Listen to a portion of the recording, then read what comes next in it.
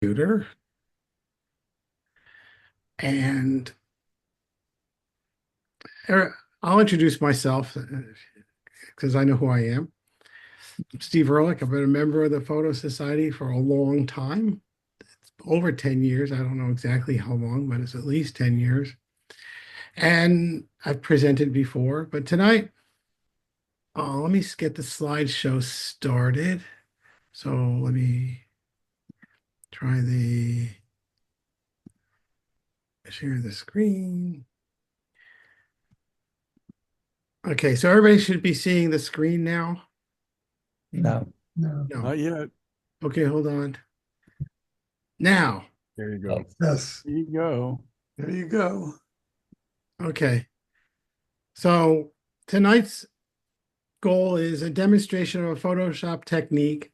And this is a way you can build a template document to be able to do all the hard work once, and then you can swap it out. And the examples I'm using are, but it's not limited to, we have a desk with like frames on it, and you can change the pictures that are in the frames without having to go all through all the work of getting all the aspect ratios and all the stuff. You do it once, and then swapping pictures is just a matter of opening it up, doing a picture swap, and it's done, and it's like magic, but it's a template. But as I'm doing this, you can think of I could do this on t-shirts if I was doing that. I could do it with like someone holding up a protest sign and change the logo in the sign. There's so many different ways you could use a template to make your life easier. The second goal is if tonight goes well and people like it, and we'll talk about that at the end, then hopefully we can make this into a monthly series that is different than our monthly presentations, which we've been doing for a lot of years. So the goal is to see if we can build up like a Photoshop internal support group. And it won't be me always giving the presentation, but people can either suggest ideas of a topic they'd like to see demonstrated and shown in Photoshop, or they can say, I've got a great technique, I'd like to show it off. So that's what we're doing. So again, tonight's session will be creating a reusable template, and I'll have I'll demonstrate how it works. And a couple of the techniques, sub techniques are we're going to deal with smart objects, which is if you haven't used smart objects, you're missing a key part of Photoshop, using adjustment layers, and how to change a Photoshop document into a Photoshop template. And the difference is if you open up a document, you make changes, you save it, you overwrote the original one. But if you open up a template, it creates the thing, but you can't save over unless you do a lot of work. So when you go to save, after you've adjusted a template, it says, where do you want to save it? What's the new name? What's the new location? So it's like a save as automatically. So that's some of the sub things I'm going to be showing. So just to give you an idea, so here's a desk with two picture frames on it. There's nothing in them. And then it's just a matter of swap picture. And now we have, that's my wife and me in one picture and my wife in the other by herself. But I changed the same thing. All I did was change the pictures in the frame. So there's two pictures that are in the frame. So as you can see, it's kind of a useful thing if you want to be able to show off your pictures in an environment as opposed to just having people look at the picture. So the rules for this series are really simple. One person will start the presentation with a post-processing technique to demonstrate. Participants are encouraged to ask questions during the session. I guess we don't have, I think we're at like 14 people now. I don't have the chat thing open, but at this point, we'll probably start with people asking questions in the chat, and then some of the key people will, like either George or Mike Silverman will interrupt me, and then we'll ask the question, or we'll find out. This is where we learn how it works because this is a new thing, or just have people interrupt and ask questions. But it's not meant to be a presentation. It's meant to be an interactive discussion as we do it. So if somebody goes too fast, you can say, "Can you do it again?" Or I have a better way of doing things. One of the things I've learned as I've used the better computer programs always have more than one way to get something done. And I always tell people the best way to do something is not the one that's the less keystrokes or whatever. It's the one you remember and it's the most comfortable for you to use. So what you may feel comfortable and like may not be the one I like, but there's multiple ways so that some people like chocolate ice cream, some people like strawberry, some people like vanilla, but either way, they're all eating ice cream and they're all happy. Um, so any questions so far? Good. What happened here? Okay, so now we're ready to. Or on me. I'm gonna stop sharing my screen for a second. Hey, Stephen, Yeah. I think you're the moderator. Could you mute everybody? There's some people that are chatting in the background. Yes, I can.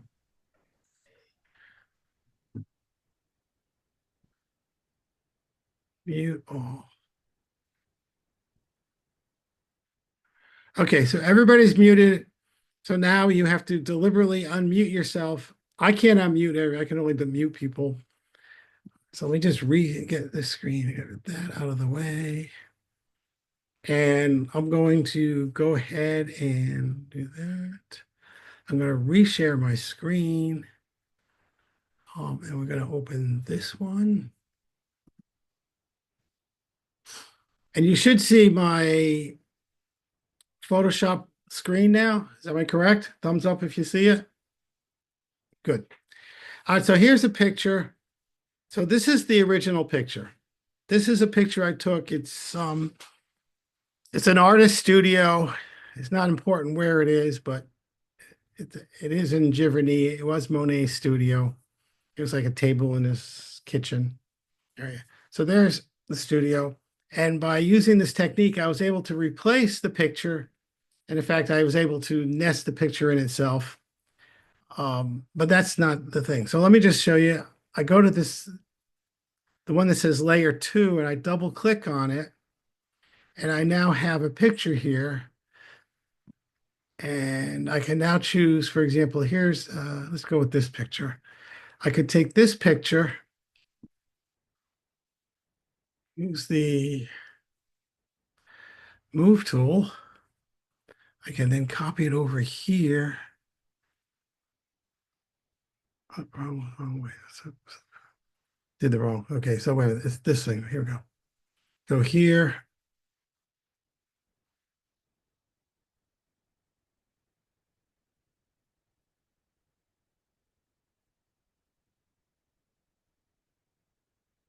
Okay, so it moved it there. If I kill this, I come back to the original one. No, this didn't work right. Hold on. Click here.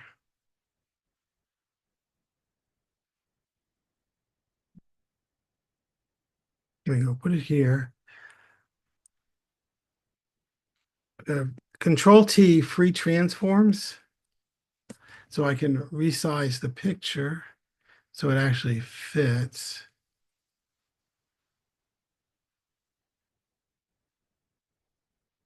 This was after one fairly big snowstorm a while ago.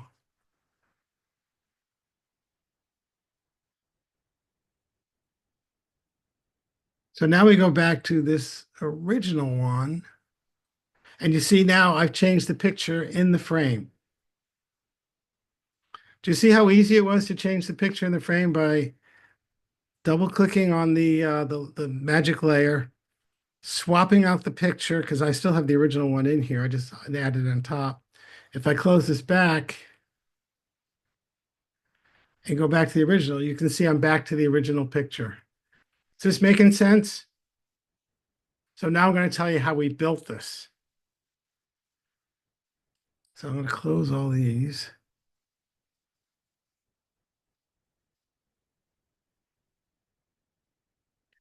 And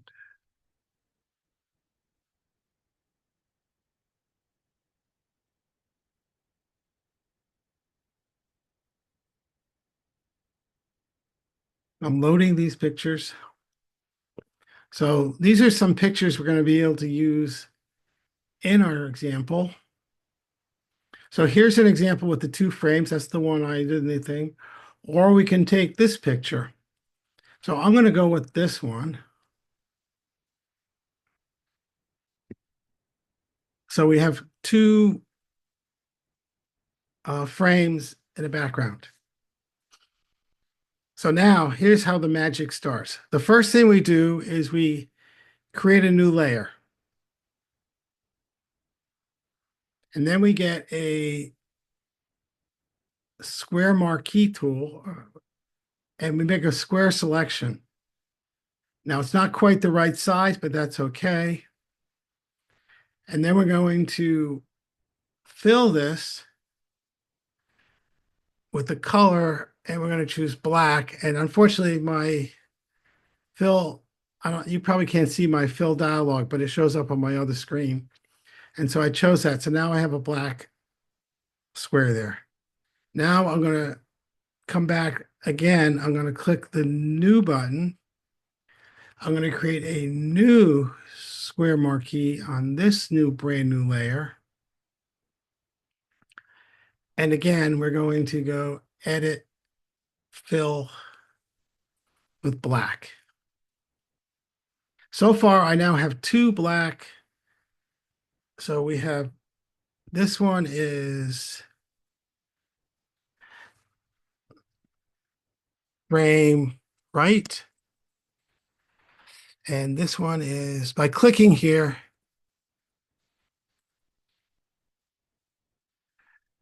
okay, so far, everybody understands how to rename a layer in Photoshop. We're dealing with multiple layers. Unfortunately, I don't know who knows what in Photoshop. So if you don't understand something, stop me at this point. So now I want to take this layer and do convert to smart object. And I'm going to do the same thing for this next one. Convert to smart object. So now we're going to take,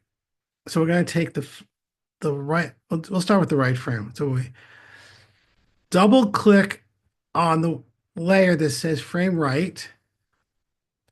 And now we choose a different picture to go there. This picture works. And here's the frame right one. So I'm going to take this picture. In the layer stack, I drag from here into this one. And if I hold the shift key when I let go, it'll center it. It's too big. So I want to do a Control T, which is a free transform, a Control 0, which will give you all the handles, and I can bring it down to size.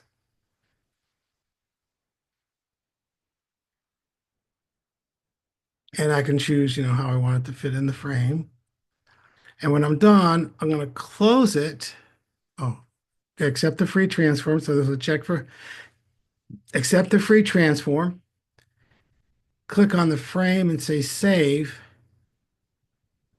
And now we go back to this base, and you see I now have that in there. Now it's not perfect. So one of the things I forgot to do on this one is we're going to click on this one and we're going to hit edit, uh, transform, and we want skew. So I'm going to zoom in a little. And I can now move each of these corners so they're perfectly lined up to the right place. And this is where you got to, spend some time getting it right.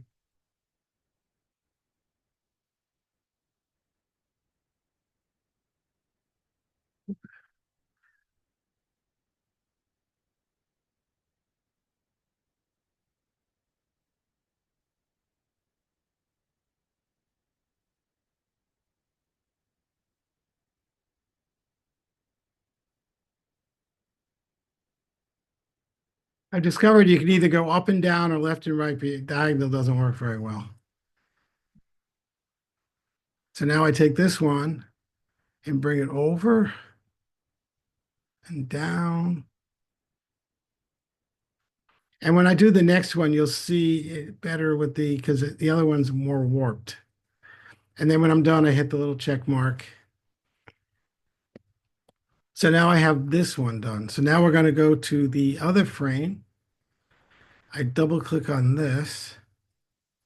I'm going to choose a different picture for this one. This one seems like a good choice for it. So I'll drag this one in, drop it.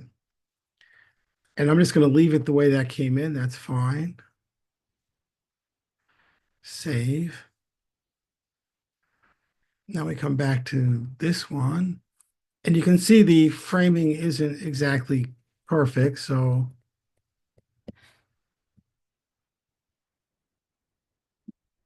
I'm still on the frame left. I'm going to hit the free transform. And when I get, let me just do it. Edit. That should be it.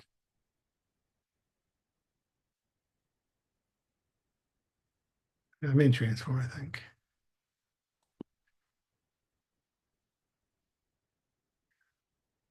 Back here.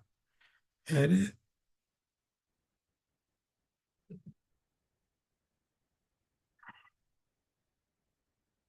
Oh, here we go. Edit.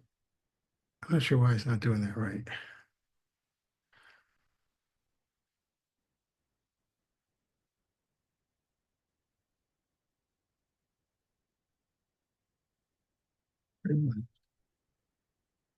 Edit.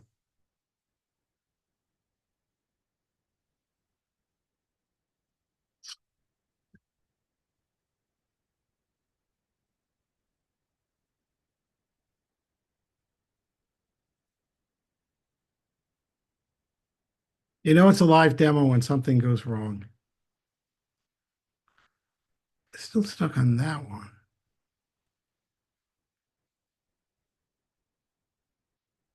So I'm going to go File, Save.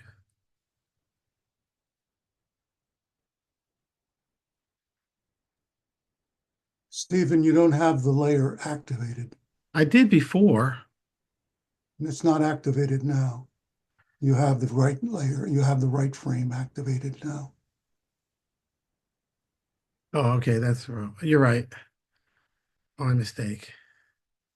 Okay, so let's try again. So now I'm on the left layer. Edit. Still, the layer's activated.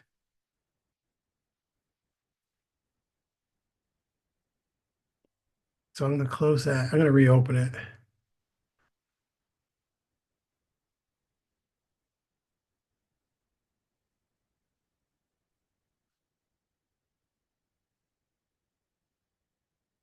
Okay, so here it is again.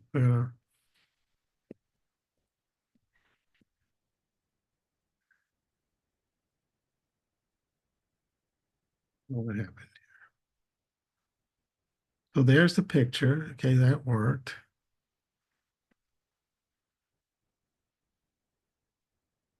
The move tool.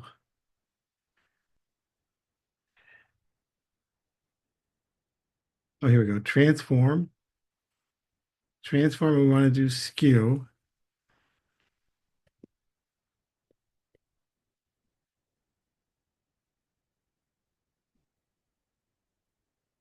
So this corner is about right. We get this corner over a little bit, then we up.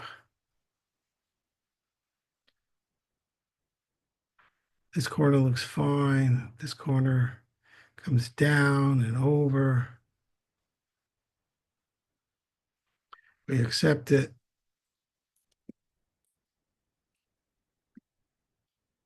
So now we have the two frames with the different pictures in it. And if I wanted to change, oh, let's just do something else here.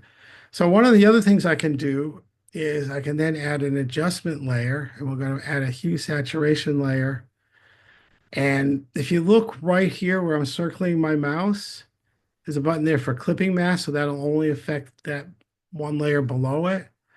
And here I can adjust the saturation. I can adjust the hue. And I'm going like overboard because I don't know how well Zoom is projecting. So I'm not saying what I do is artistically correct. I'm just trying to show you what you can do. I can add another adjustment layer and I'll add brightness and contrast and we'll adjust the brightness of that. And again, I want to make sure it's clipped and it's on the wrong layer. So I need it down here. So now this one is, so this is the hue saturation. This is the brightness contrast. And I'm going to delete that because I think something wrong on that one. So let's put this one back around that layer. Brightness contrast. We're going to clip it to the one below it. And then if we adjust it, you'll see it's only affecting the picture in the frame. I can take all three of these. If I select all three, I can put them in a group. So now this is just the left frame. I can do the same thing over here. I can add a hue saturation layer. I'll clip it. I'm going to take the saturation out of it. I'm going to adjust the lightness. And of course, the hue doesn't matter. I'll add another one for brightness contrast. Again, I'm going to clip it. I can adjust the brightness. I can adjust the contrast. I can take all three of these and I can group it. So now I have a template. And if I save this, file, save as, this time I'm going to save it as a Photoshop document, but I'm going to add a T to the end. PSD is Photoshop document format, but PSDF, if I add a T at the end, makes it a template. I'll hit save.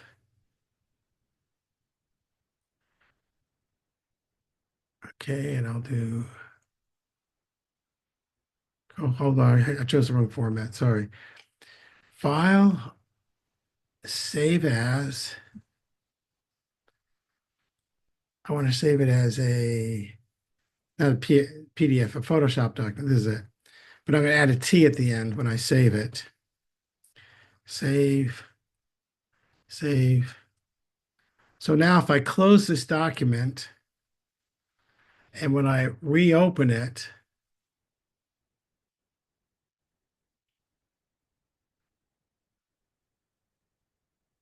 open the wrong one, hold on.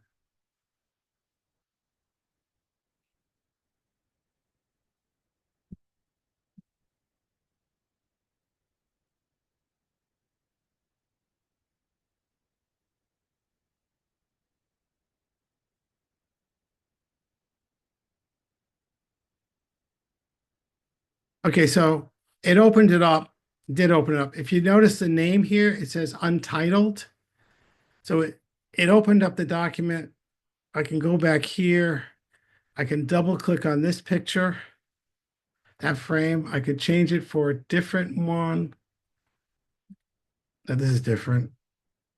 I just drag it into this one.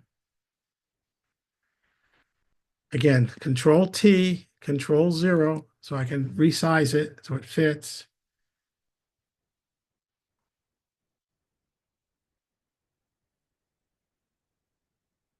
I move it around as I want. I hit accept it,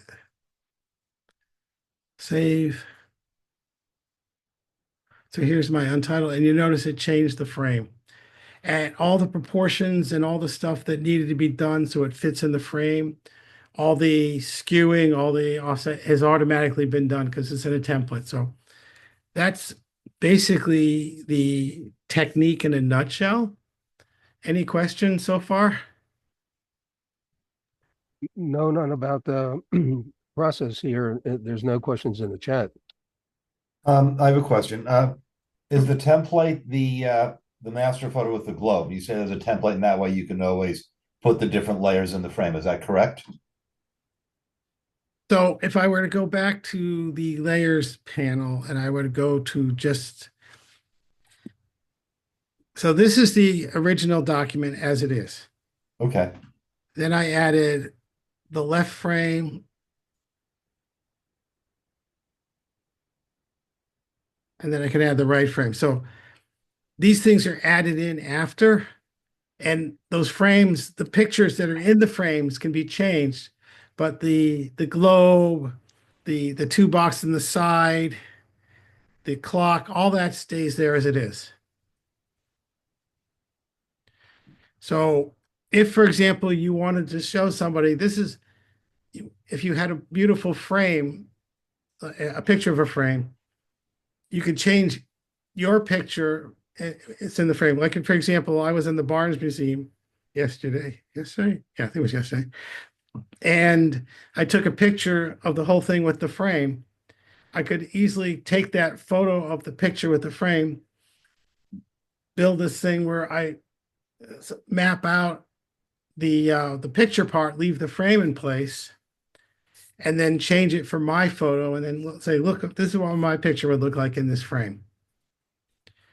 Or if you were to go to the art museum and you could actually change multiple frames. Does that answer your question? Yes. I've But got a I can- question. Yeah. I'm sorry, did someone else have a question? So, when you started out, now I don't, I don't use Photoshop, but I'm following the technique here because it can be applied to some other software. You started out by filling the frames with black color. Yes. So would you like me to do this whole all? What was the reason for that, and why not just put the pictures in? It's easier to figure out how to do that skewing and replacing pictures if it's black. Okay. It just makes it easier. I'm not exactly sure I know that if I didn't do it that way, it would be a harder process. Got it. So, but the key is, and let's do it. Let's start again with a totally different example. So I'm gonna leave that one. I'm gonna leave that one. I'll leave that one. I'll leave that one. Nice picture of the arch. So here's a different. It's basically the same problem, but a different one. So we're going to start with this one. So again, the steps are. I'm just going to get this to be full size so we see it. That was Commander Control, the number 0. So I'm going to create a new layer. I'm going to get the marquee tool. And I'm going to map out as close as I can to the borders here. Doesn't have to be perfect. And then I'm going to go edit, fill with black. And I know that because when I'm done, when I opened it up after it was a smart object, it was important.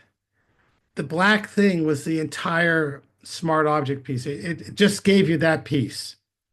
So I'm going to turn this into a smart object. So now when I double click on this, if you notice the whole picture is the part I mapped out. If I choose, this is a different one. All right, this is a decent one. We'll take this picture and I'm going to copy it up into this one.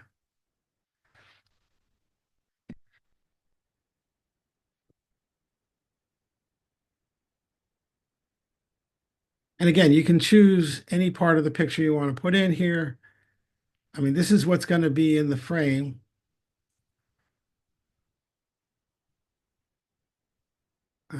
So now that's a separate like document. I save it. And if we go back to the first one here, you notice it's changed, but it doesn't map out right.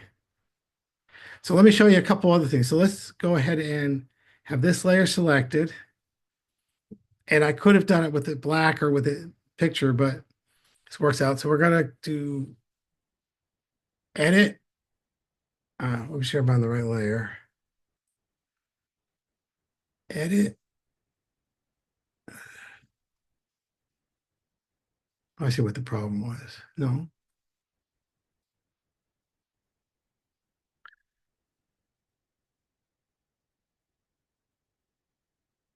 Select, deselect. Let's do that.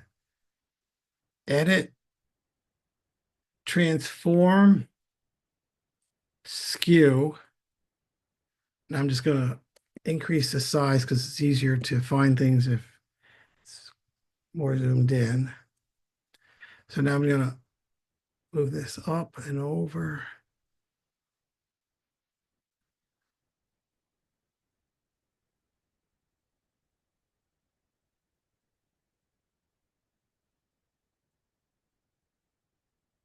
Okay, so I'm going to save that.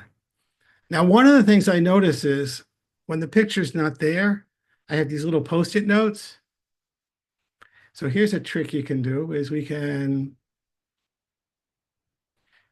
going to select, and again, I would do a much more careful job of selecting these things for a mask. So there it is.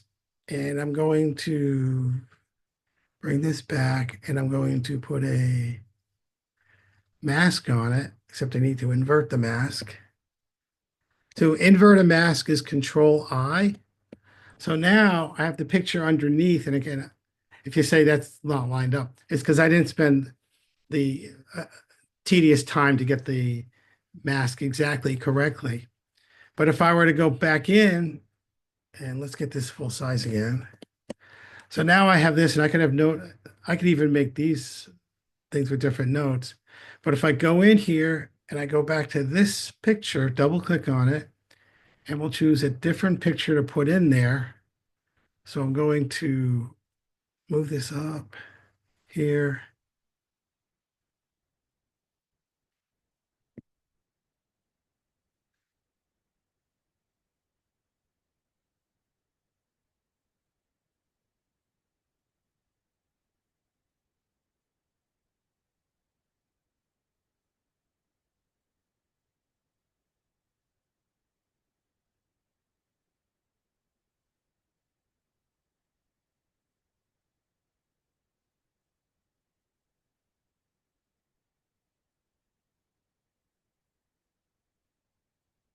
There we go. We're just gonna resize it back.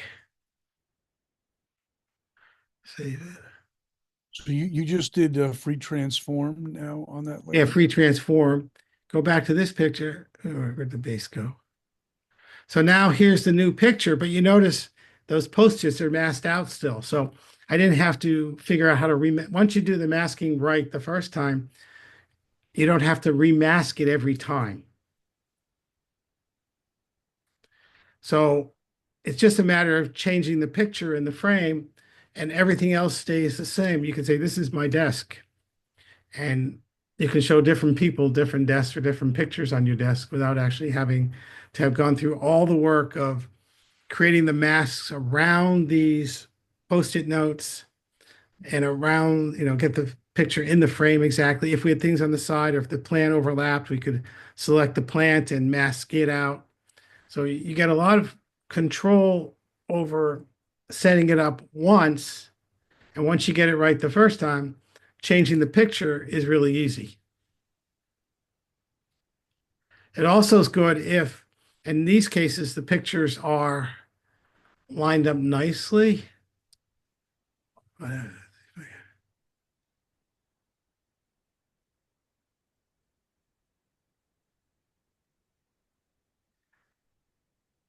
So here is this one. Hit the wrong button.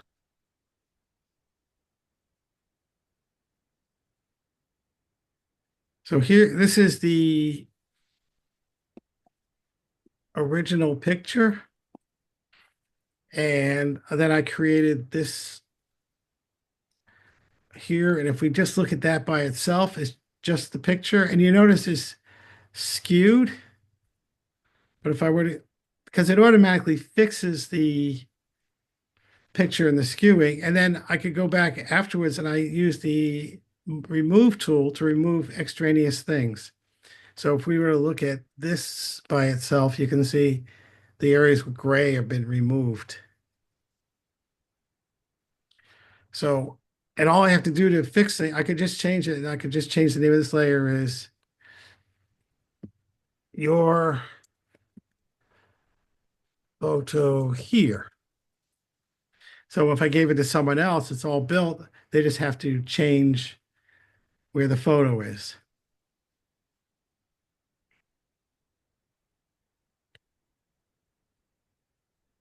So again, it's the same concept.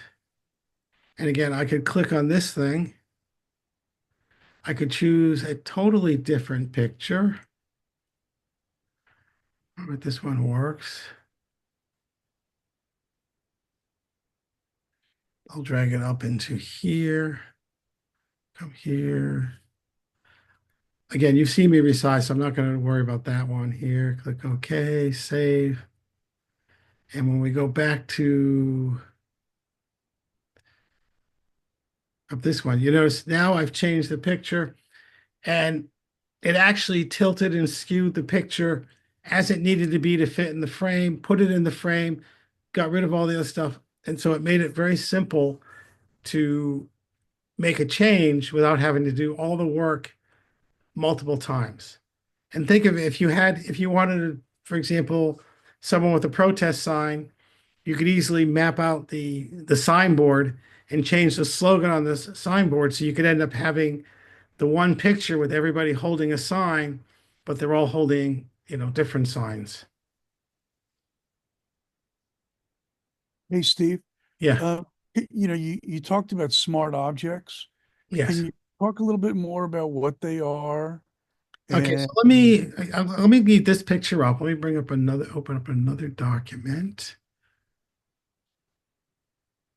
what they are and when you want to use a technique like that. Okay, so I'm gonna open this.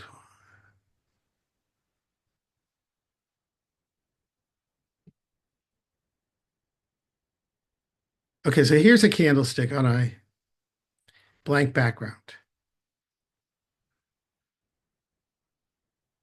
And here is the picture we're doing. So let's say we want to add this candlestick to that picture.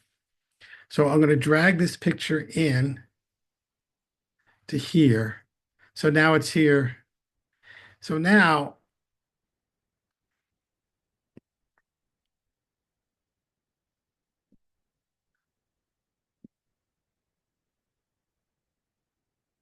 I go to free transfer on this one.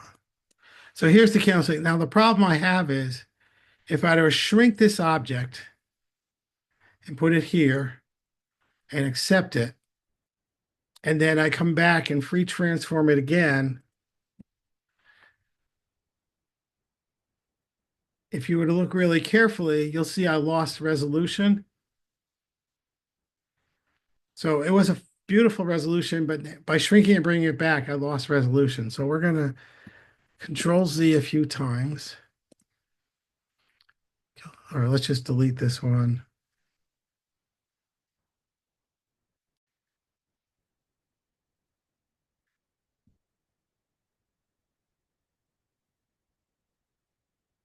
Go back here. I'm going to drag it back in again. It's a little too big. But before I do anything, I'm going to make it a smart object. So, if you look, there's a little badge that says smart. So now look at the detail on the thing, like I don't know, where your fingers go on the picture.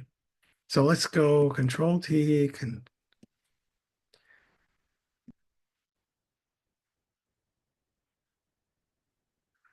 Control T. Now I'm going to shrink it down.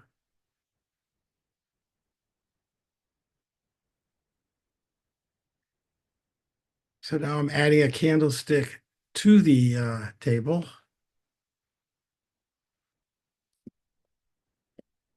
So, and again, I can move it around because it's separate from the rest of the picture. So it can move around. We could add a shadow, do what we want with it. If I go back to free transform,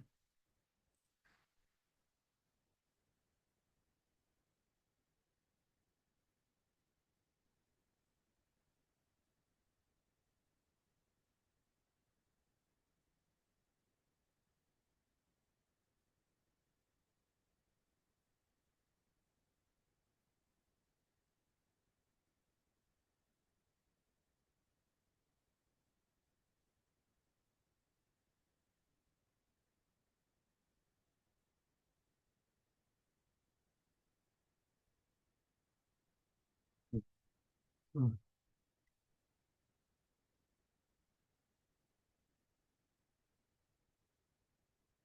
I could even change the picture, but let's just go back to here. Layer selected.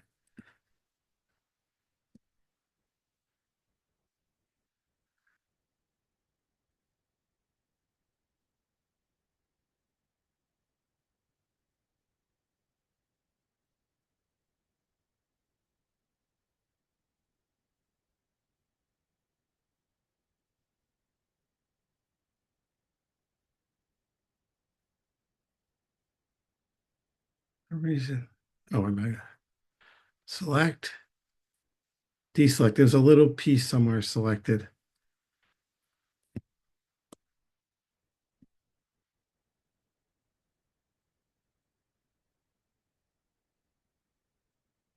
Here we go.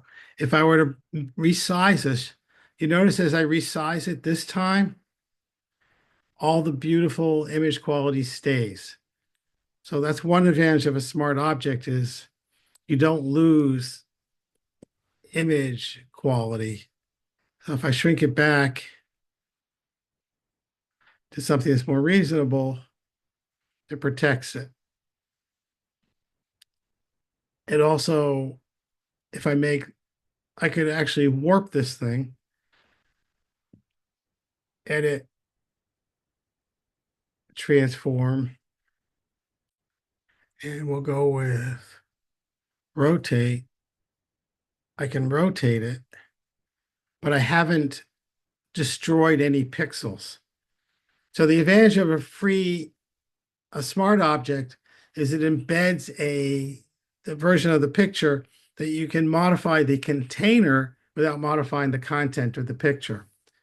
The negative or the downside of a smart object is because it's containing the original one inside of something, it makes the Photoshop document bigger. So using smart objects gives you a lot of advantages for non-destructive editing. However, the cost is you do use a lot more space and your Photoshop document gets bigger every time you have a smart object. You can also make a smart object with a smart object because they can totally nest. But again, at some point you'll end up blowing up, and you'll hit the 4 GB size and they have to go to a Photoshop large document format. So smart objects are wonderful. They're great, but just know that the price is, there's no such thing as a free lunch. The price is you're increasing the size of the document.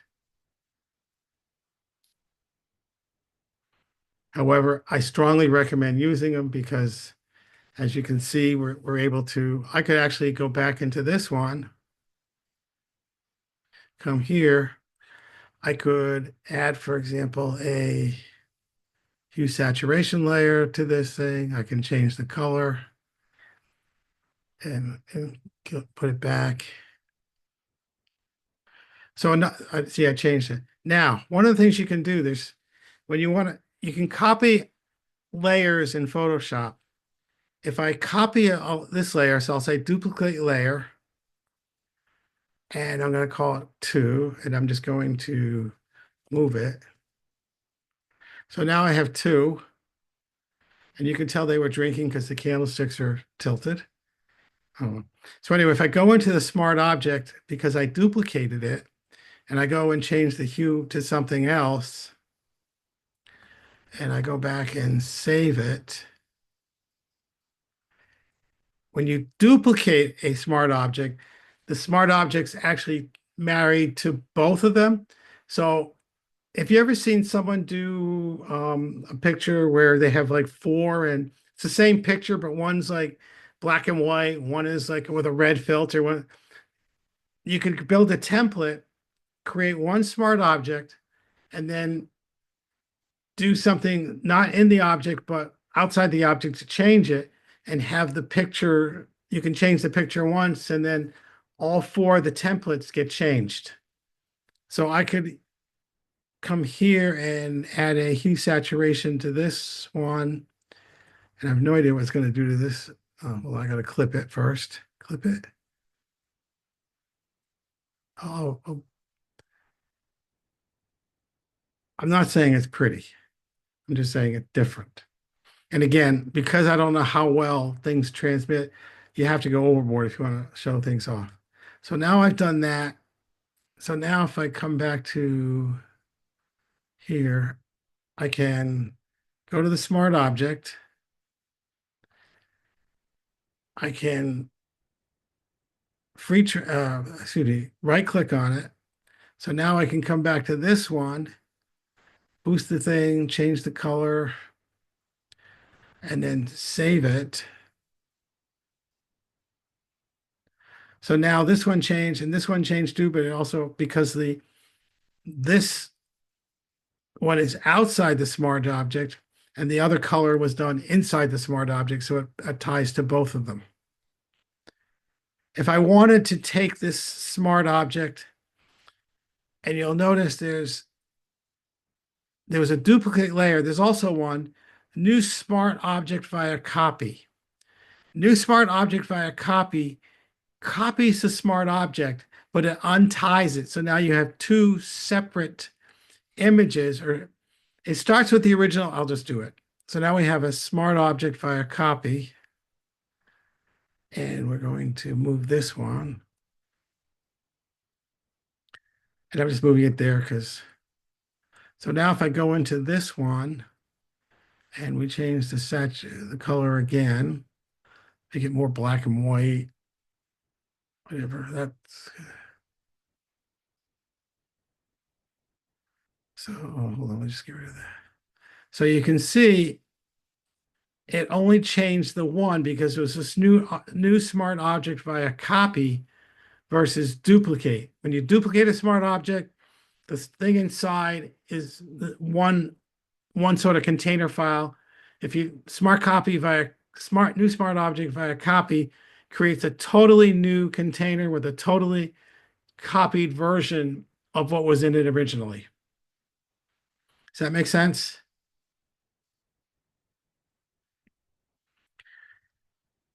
Any other questions? Anybody find this interesting? I hope. Question, Yes. the candlestick, Yeah.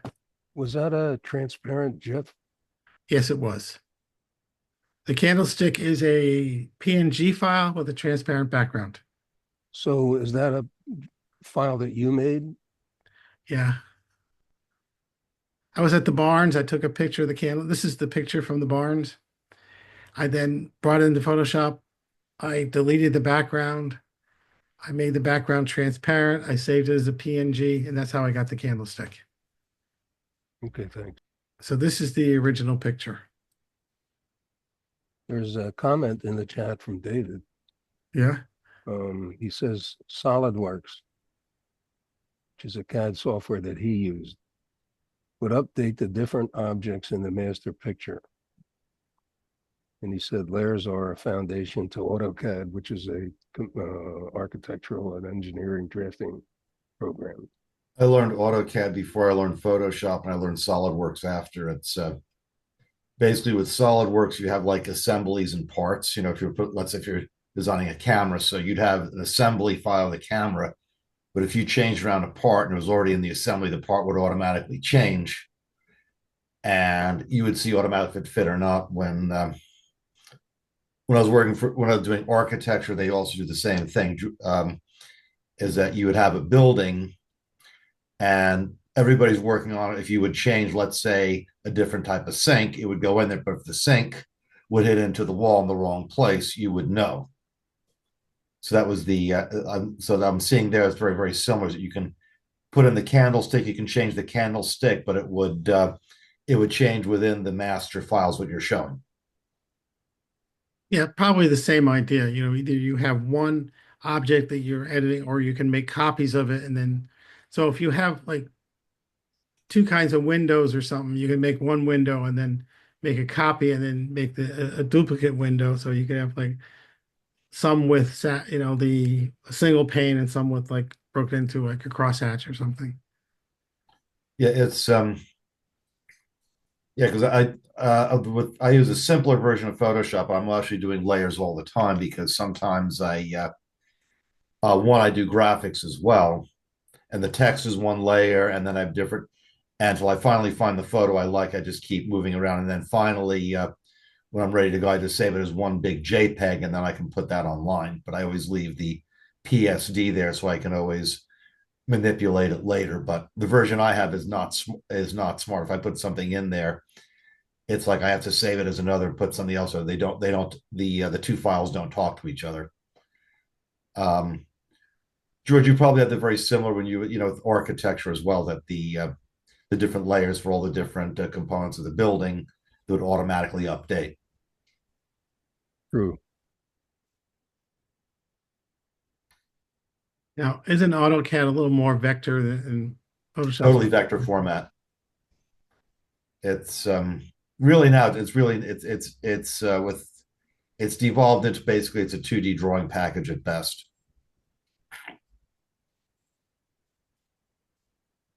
Hey, Steve, Yeah. uh, that was very good. Something for me to think about. I think I missed a step or two, which I may, need to get back with you on. Okay. Uh, but a question for the group, everybody here is, do you think that this is something that we would like to do, not on our regular meeting day, but some other time during the month? Would we like to kind of have a separate track of post-processing tutorials by Zoom? And if so, what kind of topics would you like to see covered? I like more Photoshop because I'm using that, as Steve said earlier. Photoshop will do everything Lightroom will do, but more, because Lightroom will not do all the graphics that I do. And um, I did the invitations, for example, of the last show in September. I just took that on. I couldn't have done it without Photoshop. You know, Lightroom would not have been able to do that. And one of the things too is that one of my very wide angle lenses is a horrible barrel distortion. I remember a version of Photoshop that could actually correct that without having to do all the skewing. It could just basically go into different parts and just correct where it's wrong. That's something that I would like as well, to learn it, where it can make lens corrections as well.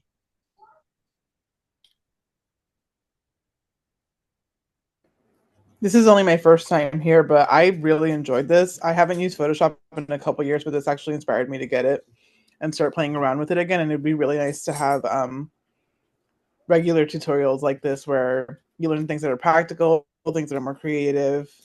You know, the broad spectrum of things that you can accomplish in Photoshop would be really interesting.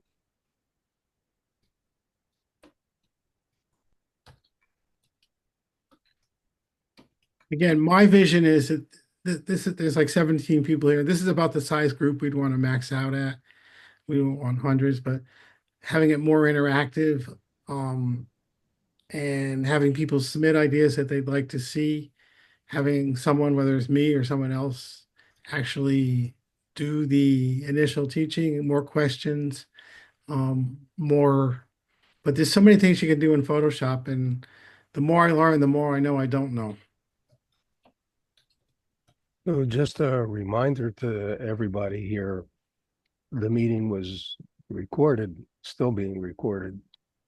And so if you missed some of the things that, or don't remember some of the things that Steve went over, you can always, after the video is uploaded, which Eileen will let us know when it's uploaded, you can go back and watch the video. And Steve, in case somebody wants further clarification on this particular subject, how should they handle that? Should they contact you, or do they, if they have any questions later on, how do you want to handle that? You have them contact me and I can put my email address in the chat. Yeah, put the email in the chat.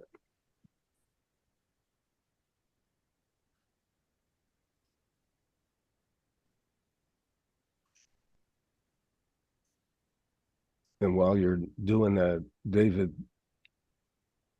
had another comment, and that was, how about sending in questions ahead of the meetings? Well, I I have a don't know laundry if list that's of stuff. that's possible to do, because you won't know what is going to be covered in the meetings and what isn't.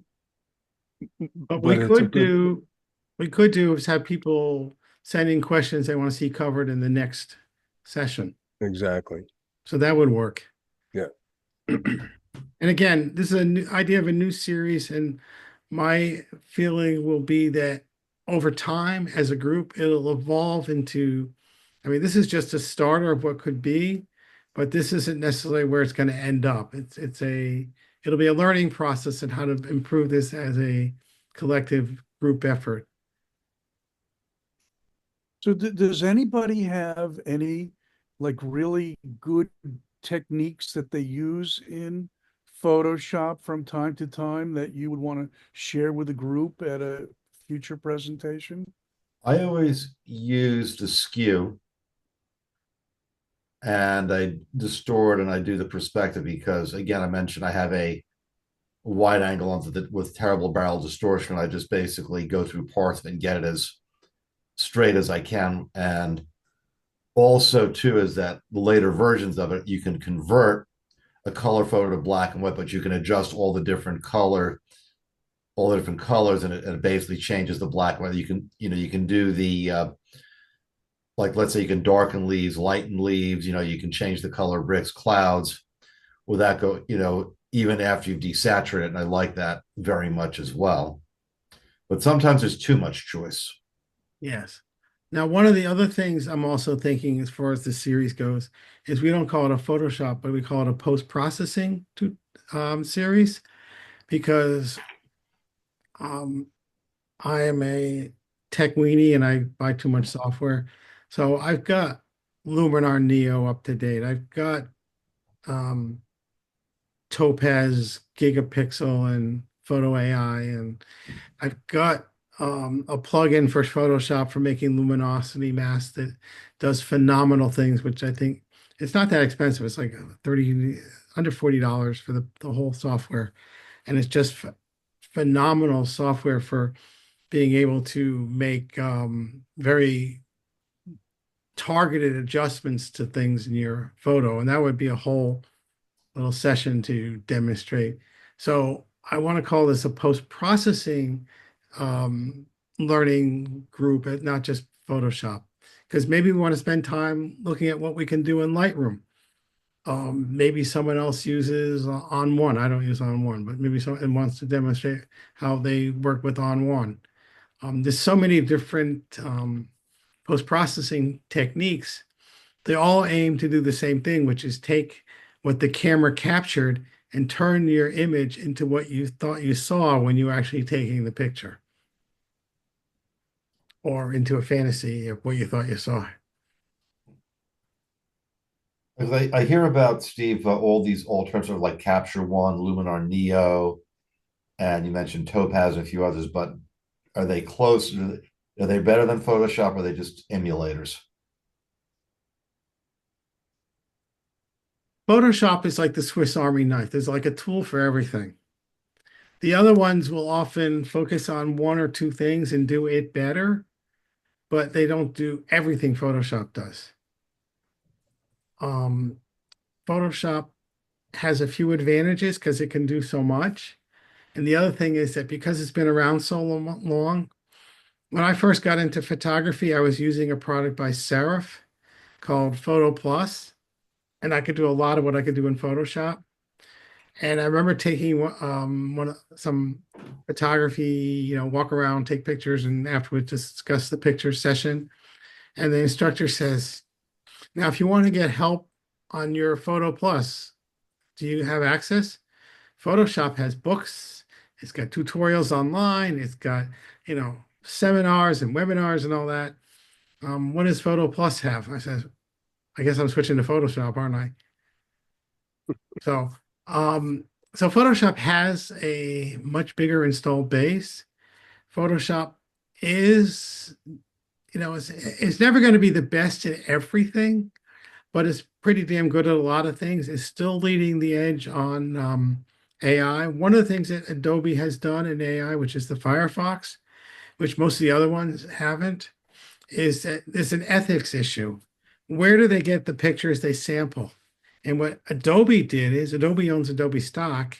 So they reached out to a lot of people. I have a friend who submits pictures to Adobe stock. Let's just say he doesn't make a living off it, but he makes enough to brag that he's selling pictures, but he's very cagey about how much he makes. But one of the things he did is he said, I got an email from Adobe. He says, they asked me, he says, you've got a whole bunch of pictures you have posted on Adobe stock, which haven't sold for a year. We'll pay you $5 a picture if you allow us the whatever rights it requires to use them to scrape to help build and improve our AI models for Firefly. And he says, okay. So he made $5 a picture on pictures that weren't selling. And that's how Adobe gets. So a lot of other ones, Midjourney, we don't know where they got their pictures from, who they scraped them from. But with Adobe, we know they ethically got them. Doesn't mean they're the best out there, but if there's some big lawsuits later on, Adobe can say, but we paid for ours. We know we have ethically done it. I don't know if that's worth anything or not, but just a comment. Well, very good sort of session here today, Steve. Thank you very much for putting this all together. If people have other questions, you can always post them to Steve. There's his, I don't know if you guys, if everybody's familiar with the chat window, but he's put his address in there. It's steve@cyberehrlich.com. His name preceded by cyber is his domain. So I'm sure that, he can fill you in on whatever it is that you're interested or curious about his connection with this presentation. And Eileen usually has a few things to say. So Steve, did you want to continue or can we turn it over to Eileen? I've done my part of my presentation. I'm all done. Okay. Eileen usually has a few words of wisdom for us. Oh, just a few, just a few words. She's getting older by the minute here. So aren't we all? I'm catching up. I'm just really happy that we were able to try another avenue of sharing information. The whole thing about the Tuesday, give us 1 hour once a month, and you'll leave knowing something that you didn't know before. No matter how much information you think you already knew about Photoshop, maybe there was just one other thing that you said, oh yeah, maybe I should try that. And that's what it's about. That's been my goal when we met in person. There were presentations. There was a little bit more social gathering, but it was a presentation that if you gave us the time, you'd go home with a Philly pretzel and you've learned something. And then when we, of course we went to Zoom to keep ourselves kind of alive and active, and it's been very, very popular. Because people are, I know how busy I am. I'm retired. My husband is retired, and we don't have 2 extra minutes to ourselves. Well, a lot of it's, the Uber to physical therapy and the Uber to the doctor and all that. But you to be able to just say, okay, this is where my brain's going to be on the third Tuesday of the month for 1 hour. just to give it some inspiration. Some of the presentations have just encouraged people who didn't really think about photography. They love looking at pictures and things like that, but they didn't think about photography. And then they attended one of our presentations and said, "Oh, I have that camera somewhere in a closet somewhere." And I've heard the feedback from that, that they decided that they were going to start taking, pictures, or looking at different kinds of equipment, or different processing methods. So yes, so that's my speech. 163 years. Um, it's been a journey of film and silver and this and that, and now it's the image that you capture. And I don't think it really matters what you capture it with. It's the image that you've captured. And then now, with the idea that you can take your cell phone pictures and and and get them into a professional looking, photograph. I think it's amazing. So thank you. And I just thank you for your support. And I thank Stephen from the bottom of my heart, because he has been super, super helpful in taking over some of my chores. And George Manos, who's also been helpful in just like, keeping us alive and helping, and Michael, and I know that I heard the other day from Martin Bernstein with some incredible ideas that I'll share with our committee and see if we can't start to incorporate some of that in a slightly different, still photographic, but slightly different than our Tuesday, than our typical Tuesday, third Tuesday Zoom. So thank you, thank you. If I missed thanking anyone, thank you, everyone. Because Eileen, this is Vince. Just curious. I used to do. I haven't done Photoshop in a while, and I did layers a little bit for my own business. But will we get noticed of another Photoshop session? Will you guys let us know if you put together another Photoshop session? oh, definitely. All right, Definitely. Yes. Yes, great. definitely. And if you have a specific type, Photoshop is like, um, everything. I mean, if you have a specific area of Photoshop that you would like to see us in, let us know, and hopefully we could find someone, and that's their cup of tea. And wouldn't that be wonderful? Great, thank you. So how about what's coming up for next month?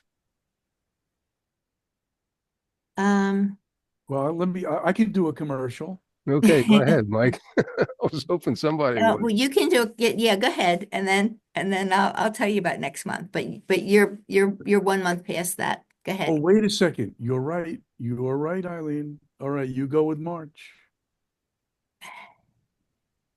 Um, Is it March. Michael Pearson? Yeah. Yes. Thank you.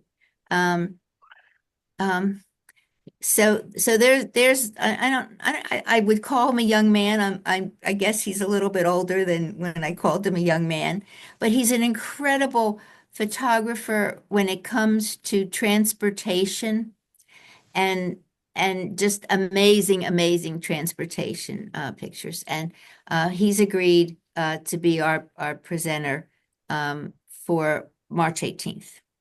And then Michael Silverman will tell you about April. Okay, well, thank you for straightening out my months. In April, we will be having a presentation from Unique Photo, which I think will be taking place at the store.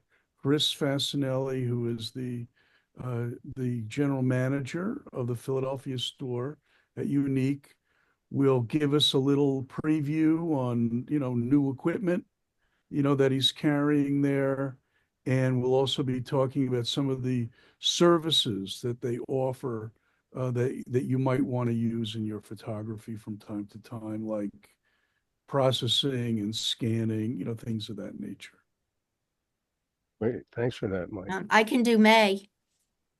Go ahead. Ted Lieberman. Ted Lieberman has just finished another book, and he's really looking forward to presenting it to us. That's great. And I can just give you like a little secret clue. It's about people who work at night. Hmm, Photographers. great. If we are talking about the books, I got Oh, you got the book. Oh, so it's a beautiful beautiful book. The pictures are amazing inside. Some of the pictures we saw last time. Sorry for that. So I even got a small dedication. Already. It's a beautiful copy, so nice. That's great. Nice quotes, beautifully done, and amazing work. And also, okay. So now we're looking forward to April too. thank you, Steve, for the Photoshop. I was listening and I got inspired. So There you go. it's far from like I put this picture in a frame. It's far from perfect, but I'm looking forward to revising with the video that will be shared, right? Thank you. That's Thank great. you so much. Well, looks like we've pretty much done our business for today. Thanks to Steve